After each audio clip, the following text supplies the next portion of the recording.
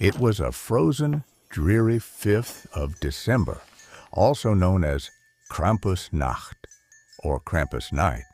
The small, humble cottage was warmly lit with candles creating dancing silhouettes across the aged walls, where the faces of those long gone looked with smiles and stern accusations at the young boy. Portraits of family members distant and close, never known to Hans with one exception, Grandma Estelle. Just recently passed, Grandma Estelle lived a long, though uneventful life.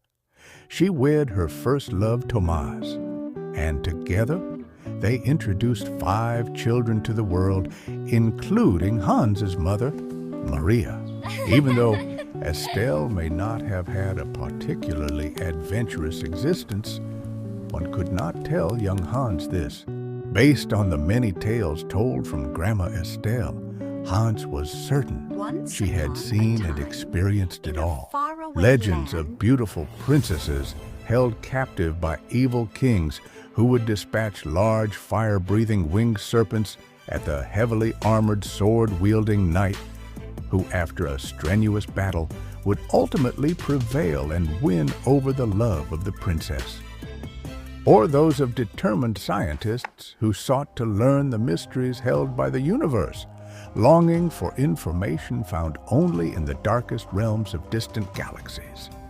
How these pioneers would manufacture large flying vessels that would take them to the cosmos, where they would encounter beings unlike any a human had ever set eyes on. While these stories always fascinated young Hans, there was one which left him uneasy, one which literally made him fear for his own mortality. He would learn of an inhumane being who would bring torture and possibly even death to children like himself. Children who were beaten with birch branches, thoughtlessly stuffed into a burlap sack and taken away to never be seen or heard from again. Memories being the only evidence of their brief existence. Where were they taken to? That, of course, would be Krampus's lair.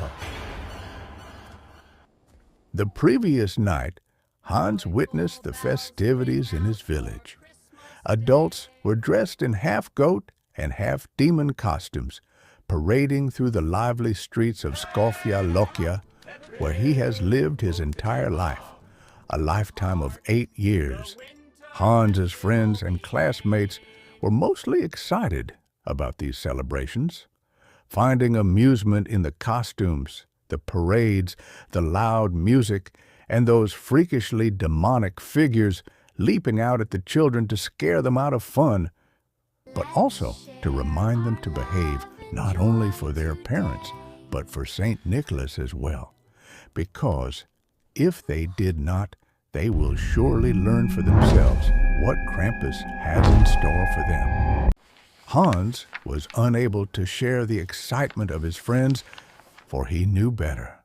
Grandma Estelle told him there was nothing fun about Krampus. There was no reason to sing, ring bells, or drink until the vision was blurred.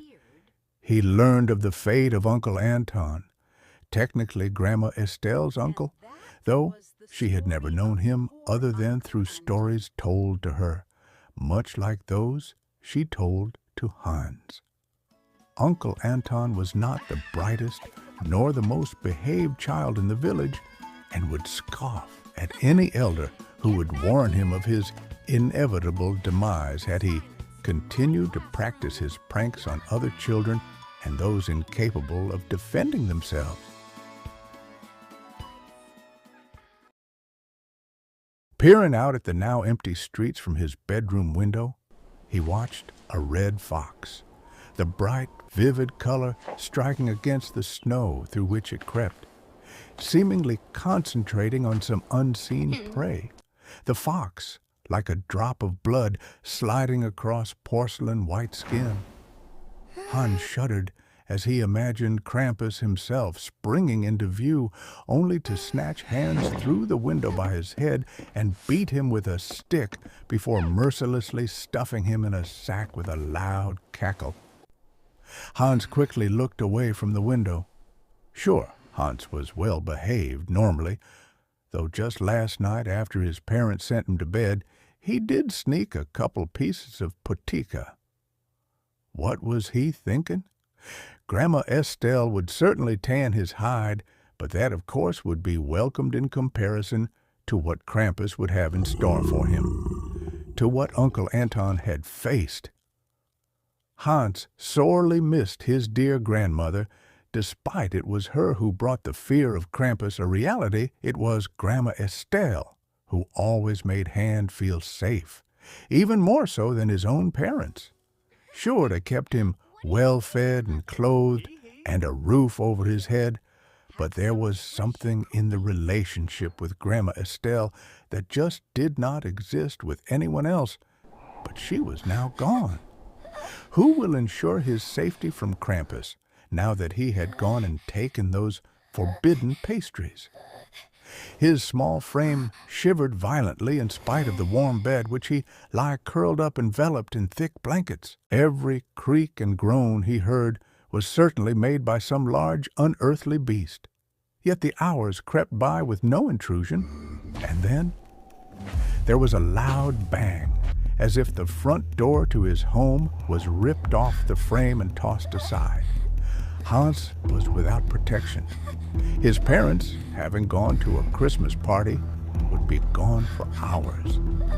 He declined the offer to spend the night with his cousin because he was far too old and could take care of himself.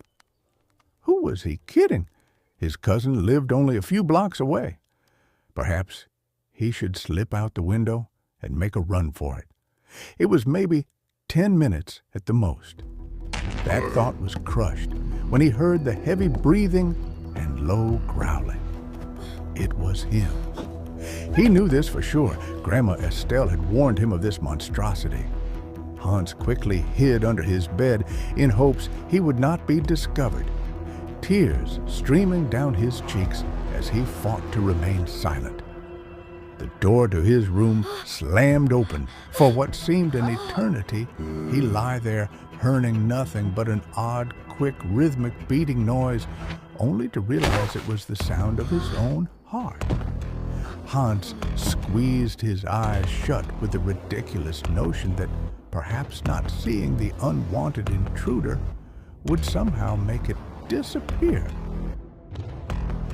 However, his own ears betrayed that wish when he heard the heavy footsteps combined with what sounded like large, heavy iron chains dragging across the hardwood floor.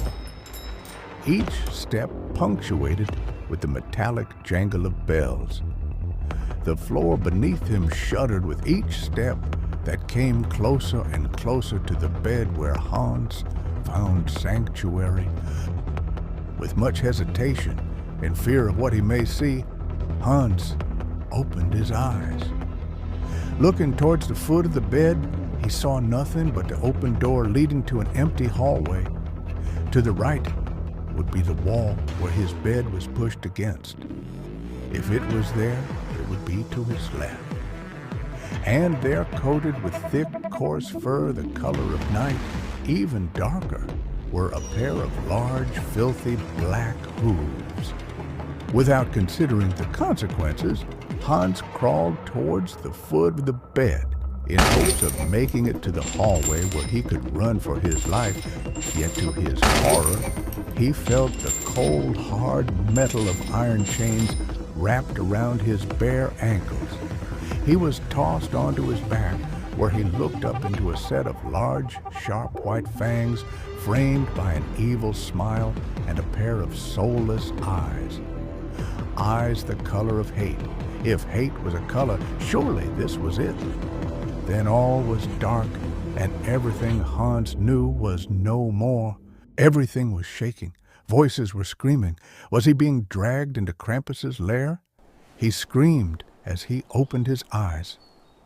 Everything was bright. Then a face, a voice he knew. Grandma Estelle. It was all a horrible nightmare. Grandma Estelle was here.